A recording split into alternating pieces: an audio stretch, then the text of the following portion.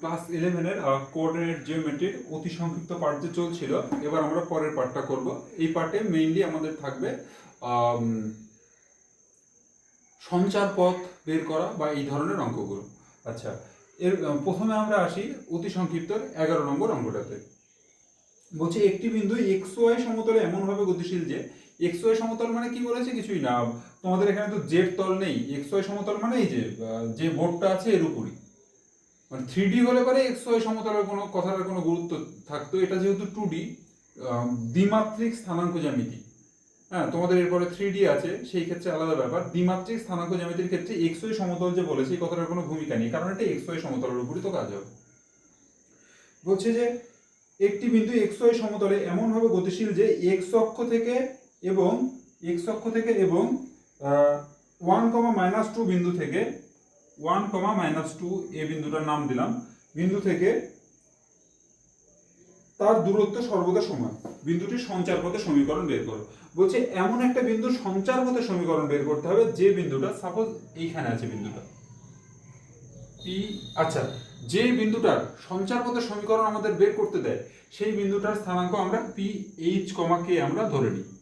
ধরে নিয়ে আমরা কি করি? ক্যালকুলেশন করে একটা সমীকরণ পাই। সেই সমীকরণে এইচ আর কে এর জায়গায় এক্স আর ওয়াই এর মান বসিয়ে দিলেই আমাদের সঞ্চার পথে সমীকরণটা আমরা পেয়ে যাই। এটা হচ্ছে করার সিস্টেম। জিনিসটা কি সেটা বলবো। আচ্ছা, আর কি, যদি কোনো অঙ্কে পি বিন্দুটার স্থানাঙ্ক এইচ কমা কে না দেওয়া থাকে, শুধু এক্স ওয়াই দেওয়া থাকে, সেক্ষেত্রেও হবে। এইচ কমা কে ধরবে না, এক্স ওয়াই ধরেও করা যাবে। যে কথাটা বললাম আমি বুঝতে পারলাম যে তোমাদের কথা ক্লিয়ার হলো না, কারণ অঙ্কটা করতে করতে জিনিসটা আমি কি বলতে চাইছি সেটা বুঝতে পারবে। দেখো, বলছে পি বিন্দুটার স্থানাঙ্ক যে এ বিন্দু থেকে যতটা, এক্স অক্ষ থেকে ততটা। পি বিন্দুটা যদি এখানে থাকে তাহলে সমান হবে। আবার দেখো, পি বিন্দুটা যদি এইখানে আসে তাহলে এই দূরত্বটাও সমান। পি বিন্দুটা যদি এইখানে আসে তাহলে এই দূরত্বটা সমান। তাহলে কি পি বিন্দু এই বরাবর যাচ্ছে। এই যে পি বিন্দুর সঞ্চরণের যে পথটা, এটাই হচ্ছে পি বিন্দুর সঞ্চার পথ। আচ্ছা, এইবার দেখো কোনো একটা অবস্থানে সাপোজ যে পি বিন্দুর স্থানাঙ্ক এইচ কমা কে, তাহলে এ পির দৈর্ঘ্য তো আমরা বের করতেই পারবো, রুট ওভার করে, root over H minus one তার whole square plus K plus 2 তার হোল স্কোয়ার করে আমরা এ পি এর দৈর্ঘ্যটা বের করতে পারবো। এবারে এক্স অক্ষ থেকে এই বিন্দুর দূরত্বটা কত? এক্স অক্ষ থেকে এই বিন্দুর দূরত্বটা কত? এই বিন্দুর দূরত্বটা খুব ইজি ব্যাপার। এই বিন্দুর স্থানাঙ্ক কত? এইচ কমা কে। তাহলে এইচ কমা কে মানে কি 1 2 3 4 করে এখানে এইচ, আর এখানে তো কে, মাইনাসের দিকে কে, তাহলে এই দূরত্বটা কত? কে। বেশ, তাহলে আমরা এপি পেয়ে গেলাম, আবার লম্ব দূরত্বটাও পেয়ে গেলাম। এই দুটো সমান করে যে ইকুয়েশনটা পাবো এইচ কমা কে দিয়ে, সেই এইচ কমা কে এর জায়গায় শেষে এক্স আর ওয়াই বসিয়ে দিব, সেটাই হবে আমাদের সঞ্চার পথের সমীকরণ।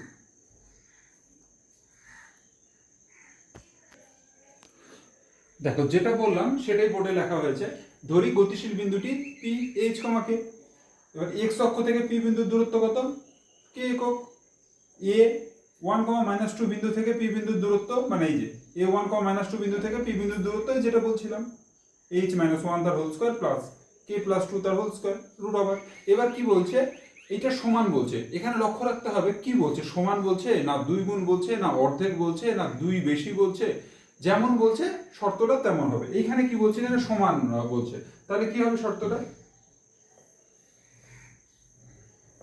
শর্তটা হবে, দেখো, শর্তে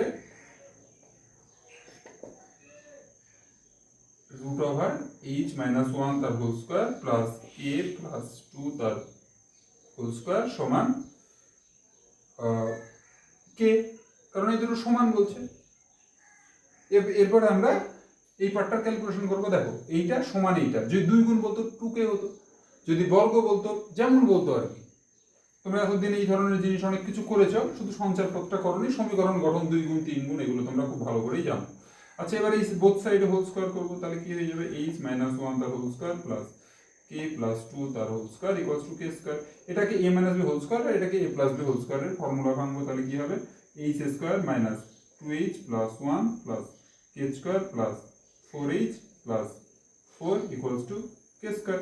কে স্কোয়ার ক্যান্সেল হয়ে গেল, দেয়ারফর কি দাঁড়িয়ে গেল? এটা 4k, সরি, তাহলে H square minus 2h plus 4k plus 5 equals to 0। সুতরাং এটা ক্যালকুলেশন করা কমপ্লিট হয়ে গেল। এইবার কি করব, সুতরাং এইচ কমা কে বিন্দুর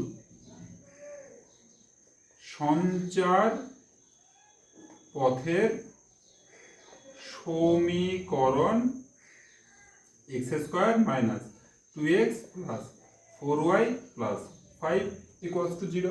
এটা কি এইচ কমা কে বিন্দু সঞ্চার পথের সমীকরণ। এইবার কোনো কোনো অঙ্ক এরকম তোমার থাকবে, আমরা এরপরে করব, যখন বলে দেবে যে পি বিন্দু স্থানাঙ্কটা এইচ কমা মানে ওরা বলেই দেবে পি বিন্দু স্থানাঙ্ক এক্স কমা ওয়াই, সেক্ষেত্রে এক্স কমা ওয়াই ধরেই করবো। এইচ কমা কে এর জায়গায় পুরোটা অঙ্কেই এক্স কমা ওয়াই ফার্স্ট লাইন থেকে ওইভাবেই করব, শুধু শেষে এখানে সঞ্চার পথের সমীকরণ এইভাবে লেখার দরকার নাই, এইটুকু পর্যন্ত করে বলবো ইহাই নির্ণয় সঞ্চার পথের সমীকরণ।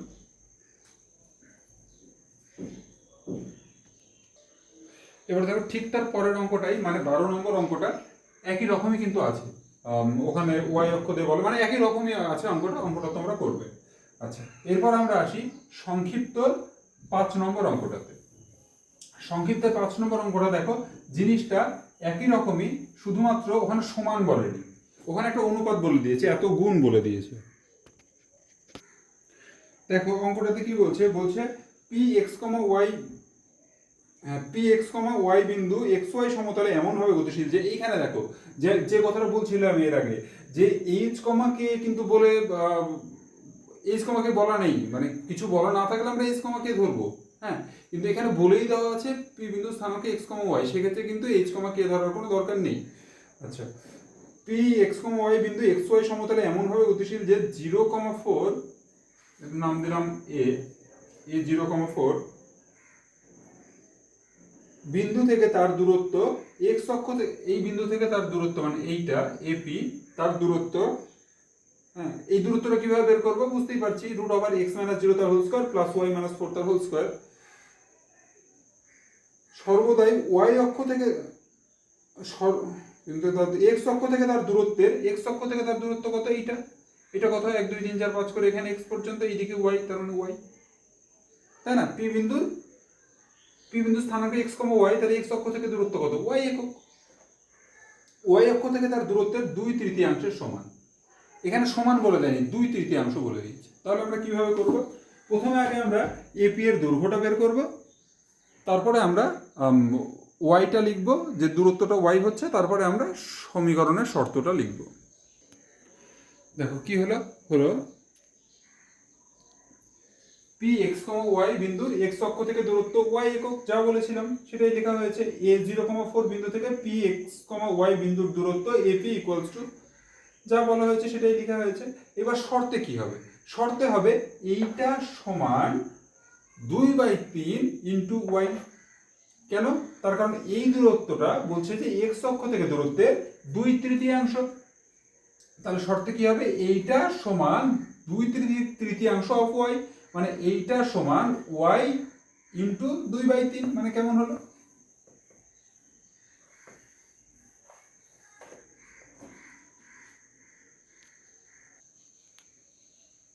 দেখো তাহলে কি হলো, ওইটা সমান y ইন্টু 2/3, তারপর বোথ সাইড হোল স্কয়ার করে দিলাম, এইদিকে কি হয়ে যাবে √2 হয়ে যাবে, এইদিকে y স্কয়ার ইন্টু এটারও স্কয়ার মানে কি 4/9, এবার কি 9 দিয়ে এইদিকে গুণ করে দিতে হবে, তাহলে কি 9x square plus 9y square minus 72y plus 9 into 16 মানে 144 সমান 4y স্কয়ার।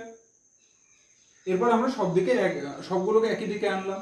এরপর কি, এই অঙ্কটাতে যদি এইচ কে ধরতাম তাহলে লিখতাম এই লাইনের পরে, সুতরাং এইচ কমা কে বিন্দুর সঞ্চার পথের সমীকরণ দিয়ে এইচ কমা কে এর জায়গায় এক্স আর ওয়াই বসিয়ে দিতাম। কিন্তু এই অঙ্কটাতে কি করা আছে, এই অঙ্কটাতে অলরেডি আমরা এক্স ওয়াই ধরেই অঙ্কটা করেছি, সুতরাং কি লিখবো, সুতরাং ইহাই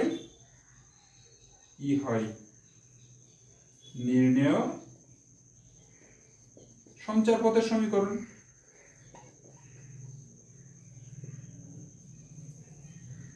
ইহাই নির্ণেয় সঞ্চার পথের সমীকরণ।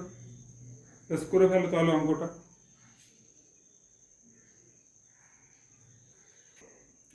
একইভাবে তোমরা 6 নম্বর অঙ্কটা করো। এবার আমরা করব 7 নম্বর অঙ্কটা।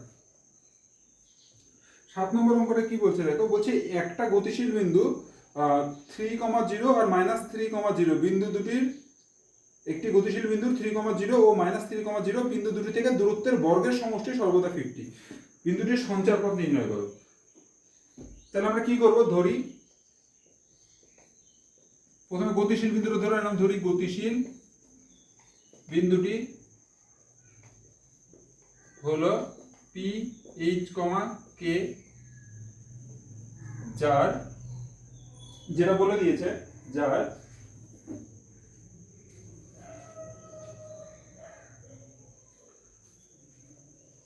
এ 3,0 ও বি -3,0 বিন্দু দুটি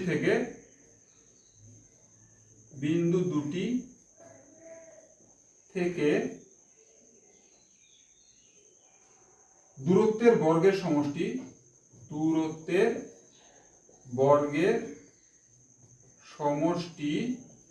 সর্বদা 50।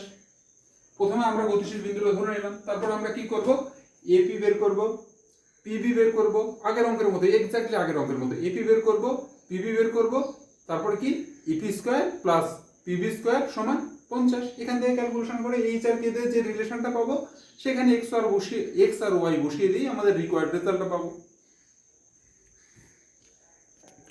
দেখো আমাদের দূরত্বের যে ফর্মুলাটা আছে সেই ফর্মুলাটা দিয়ে আমরা এপি আর বিপি এর মান বের করলাম। এপি এর মান কি করে বের করব, যে এইচ -3 তার হোল স্কয়ার প্লাস কে -0 তার হোল স্কয়ার, রুট ওভার থাকবেই। আর কি বিপি এর মানে কিভাবে, এইচ +3 তার হোল স্কয়ার প্লাস কে -0 তার হোল স্কয়ার, রুট তো আছে। আচ্ছা, এবার কি আমাদের শর্তে এপি স্কয়ার কেন বলতো, দূরত্বের বর্গের সমষ্টি বলেছে কিন্তু, তাহলে কি শর্তে AP square plus BP square equals to 50। এবার এপি স্কয়ারের মান যখন বসাবো তখন তোমাদের রুটটা বসানোর দরকার নেই, কেন, এপি স্কয়ার মানে কি, এপি স্কয়ার মানে এই যে রুটটা উঠে যাবে, তোমরা একবারে এপি স্কয়ারও বের করে রাখতে পারো, বিপি স্কয়ার মানে এটা স্কয়ার, রুটটা উঠে যাবে। তোমরা এইভাবে করতে পারো, এপি আর বিপি না করে এপি স্কয়ার আর বিপি স্কয়ারের মান বের করতে পারো, বা এপি আর বিপিটা করার পর এখানে মান যখন বসাবে তখন ডাইরেক্ট এই মানটা বসাবে, সেটাও হবে। তাহলে কি এবার মানগুলো বসাচ্ছ, H square -6h plus 9 plus K square, আর এটা কি plus H square plus 6h plus 9 plus K square সমান 50। এবার এটাকে ক্যালকুলেশন করতে হবে।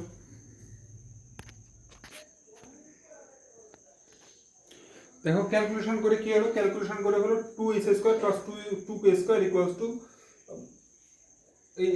এই চেজ গুলো কাটা যাবে, এটা আলটিমেটলি হবে ইকুয়ালস টু 50 - 18, 50 - 18 মানে 32। তাহলে কি হলো, h square plus k square equals two 16। সুতরাং h, k বিন্দু সঞ্চারপথের সমীকরণ x square plus y square সমান 60। করে ফেলো অঙ্কটা।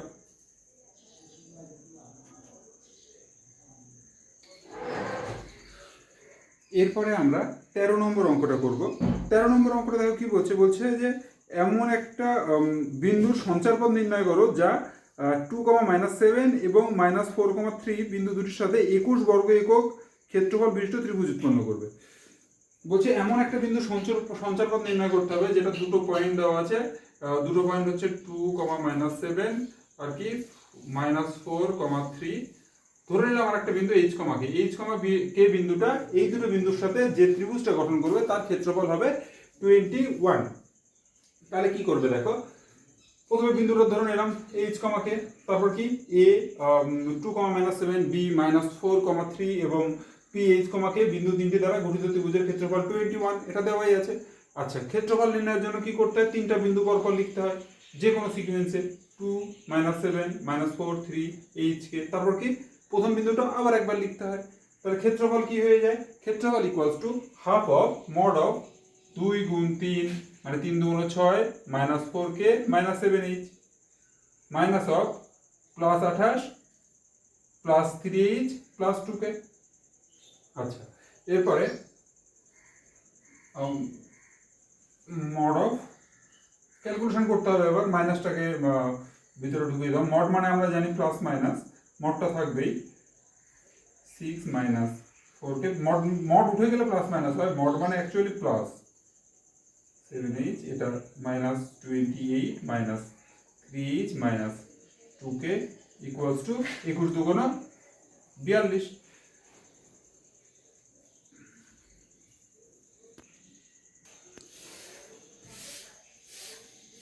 এবার দেখো ক্যালকুলেশন করে কি হচ্ছে, -22 -6k আর -10h equals to 42 mod of অবশ্যই। আচ্ছা তারপরে কি দুইটা বাইরে চলে আসলো, অ্যাকচুয়ালি -2টা বাইরে আসছে, -2টা যদি বাইরে আসে তাহলে কি হয়ে যাবে, mod of 2 into 11 plus 3k plus 5h। এবার মড অফ -2, মড মানে কি বললাম যে প্লাস, তাহলে কি এটা অ্যাকচুয়ালি +2, তাহলে কি দাঁড়িয়ে গেল 11 plus 3k plus 5h equals to 42/2 মানে 21 মড অফ। এবার মড যখন উঠে যায় তখন কি হয়, প্লাস মাইনাস হয়, তারপর 11 plus 3k plus 5h equals to plus minus 21। এবার একবার প্লাস সাইন নিয়ে করতে হবে, একবার মাইনাস সাইন নিয়ে করতে হবে, মানে দুটো অ্যান্সার হবে। প্লাস চিহ্ন নিয়ে পাই, প্লাস চিহ্ন নিয়ে কি পাই, 11 plus 3k plus 5h equals to 21, তারপর 3k প্লাস আগে এইচটা লিখি, এক্সটা আগে লিখবো, তাই 5h plus 3k equals to 10, और অথবা কি, অথবা হচ্ছে 11 plus 3k plus 5h equals to -21, তারপর 5h plus 3k equals to 11 এদিকে চলে গেল, মানে কি -32। তারপর h, k বিন্দুর সঞ্চার পথের সমীকরণ, তারপর h, k বিন্দুর সঞ্চার পথের সমীকরণ 5x plus 3y equals to 10, অথবা কেন এখানে অর আছে, অথবা 5x প্লাস 3y সমান -32 বা +32 সমান 0। এটি আমাদের ওই বিন্দুটার সঞ্চার পথের সমীকরণ।